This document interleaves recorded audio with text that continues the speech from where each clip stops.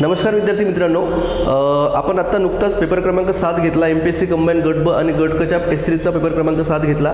त्या पेपर क्रमांक 7 मध्ये एक प्रश्न विचारलेला होता. तो बघा, मायोपियामध्ये मानवी डोळा दूरच्या वस्तू व्यवस्थित पाहू शकतो पण जवळच्या वस्तू स्पष्ट दिसत नाही, असं पहिलं विधान होतं. दुसरं विधान विचारलेलं आहे, हायपरमेट्रोपियामध्ये मानवी डोळा जवळच्या वस्तू व्यवस्थित पाहू शकतो पण दूरच्या वस्तू स्पष्ट दिसत नाही. बरोबर, आपल्याला विचारलं होता योग्य विधाने निवडा, अशा प्रकारचा प्रश्न आपण टेस्ट सिरीजला टाकलेला होता. जर आपण बघा MPSCचे जुने जर PYQ पाहिलं तर असेच काही आपल्याला प्रश्न दिसतात. जसं की हा एक प्रश्न बघा, मायोपिया हा लघु दृष्टिदोष असून तो या कारणामुळे होतो आणि 4 पर्याय दिलेला आपल्याला. हा प्रश्न विचारला होता ग्रुप C मुख्य परीक्षा डिसेंबर 2023 ला झालेला हा प्रश्न आहे. त्याच्यानंतर MPSC कंबाईन गट ब 2022 ला एक पूर्व परीक्षेला एक प्रश्न दिसतो आपल्याला की पातळ पडद्याद्वारे प्रकाश डोळ्यामध्ये प्रवेश करतो त्याला रिकामी जागा म्हणतात आणि 4 पर्याय दिलेले आहेत. हे जुने PYQच्या आधारावरच आपण तो प्रश्न टाकलेला होता. जर बघा अशा प्रकारचे जर प्रश्न आपल्याला यायचे असतील तर फिजिक्समध्ये एक टॉपिक आहे लाईट नावाचा. त्या लाईट टॉपिकमध्ये 2 त्याचे अप्लिकेशन विचारतात. कोणते तर तो अप्लिकेशन आहे मिरर आणि लेन्सेस. त्या मिररवरचे अप्लिकेशन्स अंतर्वक्र आरसा असेल, बहिर्वक्र आरसा असेल आणि भिंग, जसं की अंतर्वक्र भिंग असेल आणि बहिर्वक्र भिंग, त्याचे उपयोजन अप्लिकेशन्स ऑफ लाईट या चॅप्टरवर 100% पूर्व परीक्षा असेल, मुख्य परीक्षा त्याच्यावर प्रश्न असतोच असतो. बघा याचं जर आपण विश्लेषण जर पाहतो म्हटलं, ह्या प्रश्नाचं आपण जर विश्लेषण जर आपण पाहतो म्हटलं तर बघा या प्रश्नांचं आपल्याला जर एक्सप्लेनेशन पाहायचं असेल तर आपल्याला मानवी डोळा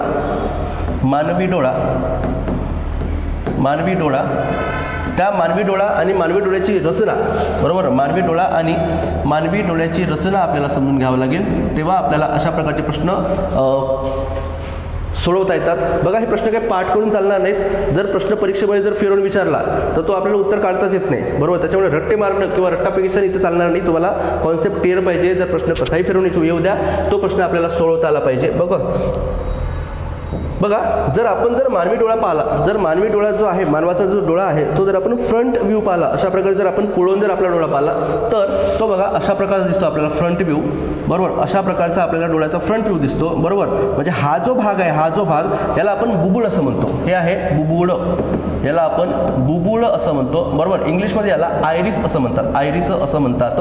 क्लिअर. त्याच्यानंतर या बुबुळाच्या आतमध्ये बघा एक भाग असतो, असा भाग, बरोबर. त्याला आपण डोळ्याची बाहुली असं म्हणतो, डोळ्याची बाहुली असं आपण म्हणतो, डोळ्याची बाहुली असं आपण म्हणतो. इंग्लिशमध्ये याला प्युपिल असं म्हणतात, इंग्लिशमध्ये याला प्युपिल असं म्हणतात. जर तुम्हाला विचारलं का बुबुळाचं काम काय, तर बुबुळाचं काम इतकंच आहे, डोळ्याच्या बाहुलीची सुरक्षा करणे किंवा संरक्षण करणे असं त्याचं काम आहे, बरोबर. जर बघा डोळ्याची बाहुली जर आपण विचार केला, बरोबर, तर हे काही लोकांमध्ये निळ्या रंगाचं दिसते आपल्याला, काही लोकांमध्ये काळ्या रंगाची ही बाहुली आपल्याला दिसते. त्याचं कारण म्हणजे एक यामध्ये रंगद्रव्य आहे. त्या रंगद्रव्याचं नाव आहे मेलॅनोप्सिन नावाचा एक रंगद्रव्य आहे, बरोबर. त्या रंगद्रव्यामुळे काही लोकांमध्ये जेनेटिकली त्या डोळ्याच्या बाहुलीचा रंग काळा किंवा निळा दिसतो आपल्याला, काळा किंवा निळा दिसतो. क्लिअर मुद्दा, बरोबर. बघा काळा किंवा निळा दिसतो. हे झाला फ्रंट व्ह्यू. आपल्या डोळ्याची रचना जर पाहिली तर हा डोळ्याचा फ्रंट व्ह्यू झाला. क्लिअर मुद्दा, हा फ्रंट व्ह्यू झाला. जर बघा आपण जर डोळ्याला, बरोबर, आपला जो डोळा आहे तो जर आपण साईडने पाहिला, अशा प्रकारचा साईड व्ह्यू जर पाहिला तर तो कसा दिसतो बघा. साईड व्ह्यू जर आपण डोळ्याचा पाहिला तर तो बघा अशा प्रकारचा डोळा आहे आपला, अशा प्रकारचा तो साईड व्ह्यू झाला. हा झाला तर डोळ्याचा साईड व्ह्यू, हा साईड व्ह्यू आहे मित्रांनो डोळ्याचा, बरोबर. आता बघा हा जो भाग आहे ना, जो सर्वात बाहेरचा भाग आहे, याला आपण काय म्हणतो तर याला आपण कॉर्निया असं म्हणतो, कॉर्निया असं म्हणतो, बरोबर. मराठीमध्ये याला आपण पारपटल असं म्हणतात, याला मराठीमध्ये पारपटल असं आपण म्हणतो. क्लिअर मुद्दा, बरोबर. म्हणजे आपल्या डोळ्यामध्ये जर आपण पाहिलो तर आपल्या डोळ्यामध्ये सूर्यप्रकाश किंवा प्रकाशी किरणे ज्या भागामार्फत डोळ्यामध्ये प्रवेश करतात तो आहे कॉर्निया. हा जुना MPSCचा PYQ सुद्धा आहे. मगाशी जो आपण प्रश्न दाखवला त्या प्रश्नामध्ये सुद्धा त्या प्रश्नाचं उत्तर सुद्धा कॉर्नियाच आहे, कारण प्रकाश किरण कॉर्नियाच्या मार्फत डोळ्यामध्ये प्रवेश करतात, बरोबर आहे. त्यानंतर बघा आपल्या डोळ्यामध्ये जर आपण पाहिलो तर नॅचरली आपल्या डोळ्यामध्ये अशा प्रकारचा एक भिंग दिसतो आपल्या डोळ्यामध्ये, जो प्रतिमा तयार करतो.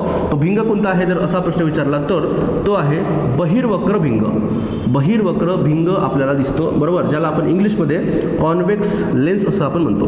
कॉन्व्हेक्स लेन्स आपण असं म्हणतो. क्लिअर मुद्दा. बरोबर. त्याच्यानंतर बघा जर आपण पाहिलं बरोबर अशा प्रकारचा जर समजा प्रकाश आपल्या बहिर्वक्र भिंगामध्ये किंवा डोळ्यामध्ये एंटर करताना हा प्रकाश किरण एका ठिकाणी एकत्र येतो. बरोबर. एका ठिकाणी एकत्र आल्यानंतर या ठिकाणी त्या वस्तूची इमेज तयार होते. त्या वस्तूची इमेज तयार होताना दिसते. इमेज तयार होताना आपल्याला दिसते मित्रांनो. क्लिअर मुद्दा. बरोबर. आणि नेहमी लक्षात ठेवायचं जे बहिर्वक्र भिंग आहे त्यावर नेहमी रिअल इमेज तयार होते. रिअल इमेज तयार होते. बरोबर. आणि रिअल इमेज हे नेहमी इन्व्हर्टेड असते. इन्व्हर्टेड असते म्हणजे वस्तूच्या उलट असते. वस्तूच्या उलट असते, सुलट नसते. क्लिअर. म्हणजे वास्तव प्रतिमा असते बघा. वास्तव प्रतिमा हे नेहमी वस्तूच्या उलट असते. बरोबर. त्यानंतर जर आभासी प्रतिमा पाहिली तर हे वस्तूच्या सुलट असते, ज्याला व्हर्च्युअल इमेज असं आपण म्हणतो. क्लिअर. तर अशा प्रकारे मानवी डोळ्याची एक रचना आपण साधारण पाहिली. जर आपण डेप्थमध्ये गेलो किंवा खोलामध्ये गेलो तर ती रचना बघा कशी दिसते. जर आपण त्या डोळ्याचा जर आपण साईड व्ह्यू जर पाहिला बघा, साईड व्ह्यूने जर आपण त्या डोळ्याची जर पूर्ण रचना पाहिली तर हा आहे आपला डोळा.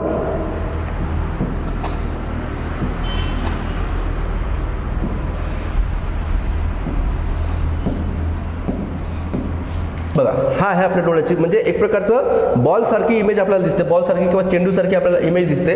बरोबर. हा जो सर्वात बाहेरचा भाग आहे याला आपण कॉर्निया असं म्हणतो. कॉर्निया किंवा त्याला आपण मराठीमध्ये पारपटल असं आपण म्हणतो. क्लिअर मुद्दा. आता पारपटल नेमकं त्याचं काम काय तर प्रकाश किरण यामार्फत आपल्या डोळ्यात प्रवेश करतात. प्रकाश किरण प्रवेश करण्याचा जो भाग आहे त्याला आपण कॉर्निया असं म्हणतो. त्यानंतर हा जो भाग जो बघा सर्वात बाहेरचा जो भाग दिसतो आपल्याला, हा जो सर्वात बाहेरचा भाग आहे, हा जो बाहेरचा जो भाग दिसतो, बाहेरची जी लेअर दिसते आपल्याला त्याला कोणत्या नावाने ओळखतात तर त्याला आपण स्क्लेरा असं म्हणतो. त्याला आपण स्क्लेरा या नावानं ओळखतात. स्क्लेरा नावानं ओळखतो आपण. क्लिअर मुद्दा. आणि हा जो भाग आहे तो अपारदर्शक भाग आहे. डोळ्याचा अपारदर्शक भाग आहे म्हणजे नॉन ट्रान्सपरंट आहे. नॉन ट्रान्सपरंट भाग दिसतो आपल्याला. बरोबर. नॉन ट्रान्सपरंट आपल्याला भाग दिसतो. त्याचं कारण असं आहे प्रकाश किरण ह्या लेअर मार्फत आपल्या डोळ्यामध्ये प्रवेश करू शकत नाही. बरोबर. त्यानंतर बघा डोळ्याचा इथे एक बघा एक दुसरी लेअर दिसते आपल्याला. ही दुसरी लेअर आहे डोळ्याची. क्लिअर. हे अशा प्रकारची दुसरी लेअर आपल्याला दिसते. त्या लेअरला काय म्हणतात तर याला आपण कोरॉइड असं म्हणतो. याला आपण कोरॉइड असं म्हणतात किंवा याला अजून एक नाव आहे त्याला म्हणतो आपण इनर स्क्लेरा असं पण म्हणतो. क्लिअर मुद्दा. त्यानंतर बघा एक तिसऱ्या प्रकारची आपल्याला लेअर दिसते. तिसऱ्या प्रकारची एक लेअर दिसते. ती लेअर कोणती तर अशा प्रकारची एक लेअर दिसते आपल्याला. अशा प्रकारची एक लेअर आपल्याला दिसते. अशा प्रकारची तिसऱ्या नंबरची लेअर दिसते. ती लेअर बघा ही जी लेअर आहे याला आपण काय म्हणतो तर याला आपण रेटिना असं म्हणतात. रेटिना असं आपण म्हणतो म्हणजे मराठीत त्याला दृष्टीपटल असं म्हणतात. दृष्टीपटल का महत्त्वाचे आहे तर ज्या ठिकाणी इमेज तयार होते ना ते आहे रेटिना किंवा डोळ्यामध्ये. बरोबर. आपल्या डोळ्यामध्ये ज्या ठिकाणी इमेज तयार होते ते आहे रेटिना किंवा त्यालाच आपण दृष्टीपटल असं म्हणतो. क्लिअर. त्याच्यानंतर नैसर्गिकदृष्ट्या आपल्या डोळ्यामध्ये एक भिंग आहे. त्या भिंगाचं नाव लक्षात ठेवायचं इथे. बरोबर. हा जो भिंग आहे नैसर्गिकदृष्ट्या आपल्या डोळ्यामध्ये जो भिंग आढळतो त्या भिंगाचं नाव आहे बहिर्वक्र भिंग. बहिर्वक्र भिंग असं त्या भिंगाचं नाव आहे. बरोबर. त्याला इंग्लिशमध्ये आपण कॉन्व्हेक्स लेन्स असं आपण म्हणतो. कॉन्व्हेक्स लेन्स असं आपण म्हणतो. क्लिअर मुद्दा. आता बघा इथे एक असा एक भाग दिसतो. बरोबर. मगाशी पाहिल्याप्रमाणे मगाशी जर आपण डायग्राम पाहिली. बरोबर. मगाशी बघा डायग्राम बघा हा जो भाग आहे. बरोबर. सगळ्यात जो बाहेरचा भाग आपण त्याला बुबुळ म्हणतो. त्याच्यानंतर बुबुळाच्या आतमध्ये कोणता भाग असतो डोळ्याची बाहुली ज्याला आपण प्युपिल असं म्हणतो. क्लिअर. आता बघा दुसरा जो भाग किंवा त्या इमेजकडे जर आपण आलो तर हा जो भाग आहे बरोबर हा जो भाग आहे याला आपण बरोबर ह्या भागाला आपण काय म्हणतो तर या भागाला बुबुळ असं म्हणतात. बुबुळ असं आपण म्हणतो. क्लिअर आहे. आणि इथे बघा एक प्रकारचा अशा एक प्रकारची एक इमेज असते. बरोबर. यालाच आपण त्या डोळ्याची बाहुली असं म्हणतो. बरोबर. आणि इंग्लिशमध्ये याला आपण प्युपिल म्हणतो. हा जो भाग आहे त्याला आपण बुबुळ असं म्हणतो. हा आहे डोळ्याचा नैसर्गिक भिंग ज्याला आपण बहिर्वक्र भिंग असं पण म्हणतो. त्यानंतर डोळ्याची अजून जर आपण रचना पाहिली तर इथे बघा एक लिक्विड भाग असतो. डोळ्यामध्ये आपल्या एक लिक्विड भाग असतो त्याला आपण काय म्हणतो हा एक लिक्विड भाग आहे. लिक्विड भाग. ह्या लिक्विड भागाला काय म्हणतात व्हायट्रस ह्युमर, याला आपण व्हायट्रस ह्युमर असं म्हणतो किंवा मराठीमध्ये त्याला काचाभ द्रव्य असं म्हणतात. हा पूर्ण लिक्विड भाग आपल्या डोळ्यामध्ये असतो.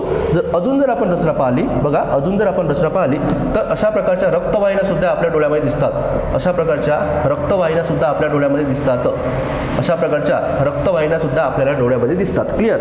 अशा प्रकारे ही डोळ्याची रचना आहे. बघा लक्षात घ्या, जो सुरुवातीचा भाग आहे ज्याला आपण कॉर्निया म्हणतो. कॉर्नियाचं काम काय, तर प्रकाश ज्या भागामार्फत आपल्या डोळ्यामध्ये प्रवेश करतो त्या भागाचं नाव आहे कॉर्निया. बरोबर? जर आपण कॉर्नियाबद्दल जर अजून जर माहिती म्हटलं, बघा आपण ऐकत असतो की आय डोनेशन वगैरे लोक करतात. तर महत्त्वाचं लक्षात ठेवायचं, आय डोनेशन करताना पूर्ण डोळा काही दान केलं जात नाही. तर त्या डोळ्याचा महत्त्वाचा पार्ट म्हणजे कोणता, फक्त कॉर्निया दान केला जातो किंवा कॉर्नियाचं डोनेशन केलं जाते. पूर्ण डोळ्याचं डोनेशन केलं जात नाही. बरोबर? म्हणजे प्रकाश किरण या कॉर्निया मार्फत प्रवेश करतो आपल्या डोळ्यामध्ये. त्यानंतर बघा, जर इथे जर आपण पाहिलो, इथे लक्षात घ्या, इथे जर आपण पाहिलो, हा आहे आपल्या डोळ्याची एक रचना. पुन्हा आकृती काढतो बघा इकडे. हा जो भाग आहे ज्याला आपण कॉर्निया असं नाव म्हणतो. बरोबर? आणि इथे एक भिंग आहे. हा जो भिंग आहे ज्याला आपण बहिर्वक्र भिंग असं नाव दिलं. जेव्हा प्रकाश किरण आपल्या कॉर्नियामार्फत डोळ्यामध्ये प्रवेश करतात, बरोबर, प्रकाश किरण जेव्हा आपल्या कॉर्नियामार्फत डोळ्यामध्ये म्हणजेच बहिर्वक्र भिंगामध्ये प्रवेश करतात, तर नेहमी लक्षात ठेवायचं, बरोबर, नेहमी लक्षात ठेवा, हा जो बहिर्वक्र भिंग आहे तो प्रकाश किरण एका ठिकाणी गोळा करतो, म्हणजे कन्वर्ज करतो. बरोबर? आणि हा जो भाग आहे म्हणजे काय, तर दृष्टीपटलावर त्या वस्तूची इमेज तयार होते. क्लिअर मुद्दा? जर अजून जर महत्त्वाची गोष्ट जर माहिती करायची असेल तर नेहमी लक्षात ठेवायचं, बहिर्वक्र भिंग याला आपण कॉन्व्हर्जंट लेन्स असं आपण म्हणतो. कॉन्व्हर्जंट लेन्स असं आपण म्हणतो. म्हणजे प्रकाश किरण एका बिंदूपाशी एकत्र करणे म्हणजे त्याला आपण कॉन्व्हर्जंट लेन्स असं आपण म्हणतो. क्लिअर मुद्दा? बरोबर? म्हणजे अजून एक गोष्ट लक्षात ठेवायची, इथे बघा, इथे अजून एक गोष्ट कुठली लक्षात ठेवायची, बहिर्वक्र भिंगामुळे जी इमेज तयार होते ती इमेज नेहमी बघा, नेहमी हे इमेज रिअल असते मित्रांनो. रिअल असते म्हणजे वास्तव प्रतिमा असते. क्लिअर मुद्दा? ही वास्तव प्रतिमा असते. आणि महत्त्वाची गोष्ट लक्षात ठेवा, वास्तव प्रतिमा ही वस्तूच्या नेहमी कशी असते, तर उलट असते. वस्तूच्या नेहमी उलट असते. उलट म्हणजे काय, तर उलट म्हणजे इन्व्हर्टेड प्रतिमा तयार होते आपल्या डोळ्यामध्ये. क्लिअर? मग इथे इन्व्हर्टेड जर प्रतिमा तयार होते सर आपल्या, जर आपण जर एखादी वस्तू पाहिली तर वस्तू ती आपल्याला सरळ दिसते. बघा इथे एक गोष्ट महत्त्वाची अजून त्यासाठी, बरोबर, ह्या डाऊटसाठी इथे एक महत्त्वाची गोष्ट सांगतो. बघा इथे हा जो भाग आहे ना, बरोबर, इथे बघा, इथे डोळ्याच्या नर्व असतात. म्हणजे त्याला आपण काय म्हणतो, त्याला डोळ्याच्या चेता आपण असं म्हणतो. डोळ्याच्या चेता असं आपण म्हणतो. त्याला आपण इंग्लिशमध्ये ऑप्टिक नर्व असं आपण म्हणतो. ऑप्टिक नर्व, त्याला आपण ऑप्टिक नर्व असं आपण म्हणतो. आणि ह्या डोळ्याच्या चेता कोणाला जोडलेल्या असतात, तर ह्या डायरेक्ट मेंदूपर्यंत गेलेल्या असतात. मेंदूपर्यंत गेलेल्या असतात. क्लिअर मुद्दा? म्हणजे ह्या ज्या ऑप्टिक नर्व मार्फत मेंदूपर्यंत संदेश जातो आणि मेंदू त्याला, बरोबर, मेंदू त्याचं रिडिंग केल्यानंतर त्या वस्तूची सरळ इमेज प्रतिमा तयार करतो. आणि बरोबर त्यामुळे आपल्याला वस्तू ही सरळ दिसत असते मेंदूमुळे. क्लिअर मुद्दा? परंतु एक गोष्ट इथे लक्षात घ्या, नेहमी बहिर्वक्र भिंगामुळे जी प्रतिमा तयार होते ती प्रतिमा नेहमी रिअल असते. बरोबर? आभासी नसते. बरोबर? आणि ती वस्तूच्या उलट असते. उलट म्हणजे वस्तूच्या आपण त्याला काय म्हणतो, इन्व्हर्टेड असते. क्लिअर? हे इथला महत्त्वाचा मुद्दा आपल्याला लक्षात ठेवण्यासारखा आहे. क्लिअर मुद्दा? तर अशा प्रकारचे प्रश्न बघा आपल्याला विचारताना दिसतात. बरोबर? मगाशी जो आपण प्रश्न पाहिला म्हणजे काय, प्रकाश किरण कॉर्नियाच्या मार्फत आपल्या डोळ्यामध्ये प्रवेश करतात. बरोबर? आणि डोळ्याची अशा प्रकारची रचना झाली. क्लिअर? त्यानंतर जर आपण बघा, त्यानंतर जर आपण बघा, दोन संकल्पना आहे, कॉन्सेप्ट आहे. एक आहे मायोपिया नावाची कॉन्सेप्ट आहे. बरोबर? मायोपिया नावाची कॉन्सेप्ट आहे. बरोबर? मायोपिया याला आपण काय म्हणतो, याला आपण बघा लघुदृष्टिता असं मराठीत म्हणतात. लघुदृष्टिता असं आपण म्हणतो. क्लिअर मुद्दा? याला इंग्लिशमध्ये असं लिहितात, मायोपिया. क्लिअर? ज्याला आपण लघुदृष्टिता किंवा त्याला अजून एक शब्द वापरतात, नियर साइटेडनेस. क्लिअर मुद्दा? आता मायोपियाचा अर्थ काय होतो बघा, मायोपियाचा अर्थ होतो, नेहमी लक्षात ठेवा, मायोपियाचा अर्थ म्हणजे काय, लघुदृष्टिता म्हणजे जवळचे दिसते, जवळचे स्पष्ट दिसते, परंतु दूरचे स्पष्ट दिसत नाही. जवळचे स्पष्ट दिसते परंतु दूरचे स्पष्ट दिसत नाही, याचा अर्थ होतो मायोपिया. आणि आपल्या मायोपिया दूर करण्यासाठी नेहमी लक्षात ठेवायचं, अंतर्वक्र भिंग वापरला जातो. अंतर्वक्र भिंग वापरून मायोपिया हा जो आजार आहे तो आजार दूर करण्याचा आपण प्रयत्न करत असतो. बघा बरोबर काय म्हटलं मी, जवळचे स्पष्ट दिसते परंतु दूरचे स्पष्ट दिसत नाही. क्लिअर? जसं बघा उदाहरणार्थ बघा, मगाशी आपण डोळ्याची रचना अशा प्रकारची पाहिली होती.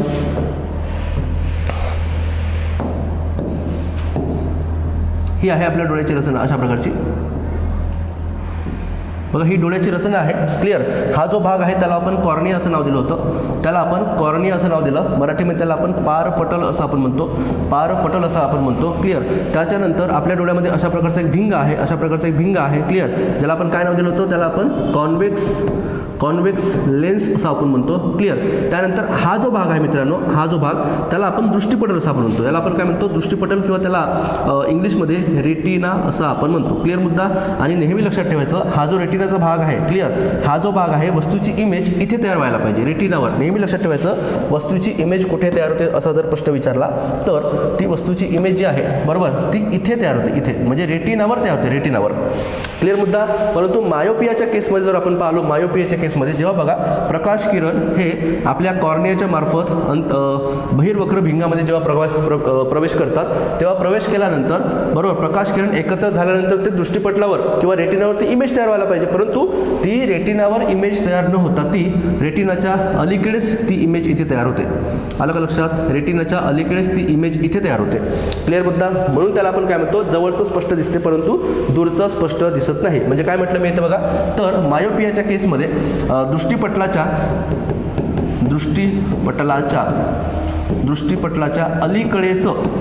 अलीकडेच किंवा पुढे वस्तूची प्रतिमा तयार होते, वस्तूची प्रतिमा तयार होताना दिसते.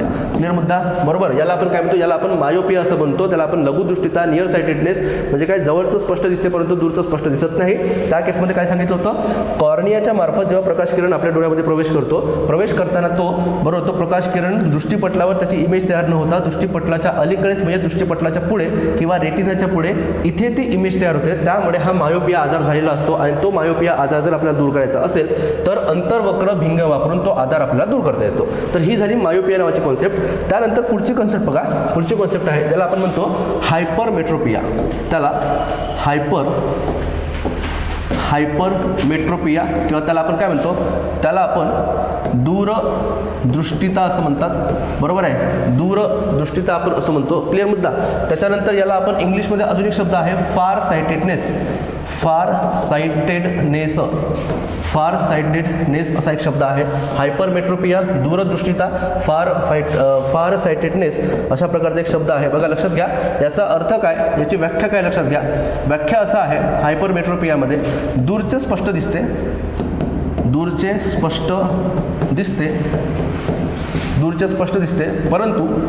परंतु जवळचे स्पष्ट दिसत नाही. बरोबर. ही झाली त्याची व्याख्या. आणि लक्षात घ्या, ज्या व्यक्तीला हायपरमेट्रोपिया हा आजार झालेला असतो त्यासाठी त्या व्यक्तीला बहिर्वक्र भिंग वापरला जातो. बहिर्वक्र भिंग याचा वापर करून, बरोबर, हायपरमेट्रोपिया हा आजार दूर करता येतो. बरोबर. लक्षात घ्या. आता बघा जर अजून जर आपण जर ते डोळ्याची रचना पाहिली तर हा आहे आपला डोळा. बरोबर. आणि या डोळ्यामध्ये जर आपण रचना बघा, हा जो आहे याला आपण कॉर्निया म्हणतो. याला आपण कॉर्निया असं म्हणतो. इथे जो भिंग वापरला आहे त्या भिंगाला काय नाव देतो आपण, त्याला आपण कॉन्व्हेक्स मिरर असं आपण म्हणतो. कॉन्व्हेक्स लेन्स आपण असं म्हणतो. क्लिअर. आणि इमेज कुठे तयार व्हायला पाहिजे, तर ह्या दृष्टिपटल जो आहे, त्या दृष्टिपटलावर इमेज तयार व्हायला पाहिजे. परंतु हायपरमेट्रोपियाच्या केसमध्ये बघा, प्रकाश किरण जेव्हा आपल्या डोळ्यामध्ये कॉर्नियाच्या मार्फत बहिर्वक्र भिंगामध्ये जेव्हा प्रवेश करतात तेव्हा ते दृष्टिपटलावर इमेज तयार न होता, बरोबर, ते जे इमेज आहे ती इमेज दृष्टिपटलाच्या मागे तयार होते. इथे प्रकाश किरण एकत्र येतात आणि दृष्टिपटलाच्या मागे, बरोबर, ती इमेज तयार होताना दिसते मित्रांनो. म्हणजे काय, तर हायपरमेट्रोपियामध्ये वस्तूची प्रतिमा ही दृष्टिपटलाच्या म्हणजे रेटिनाच्या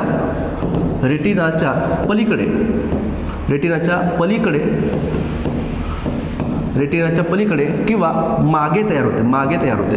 बरोबर. मागे तयार होते.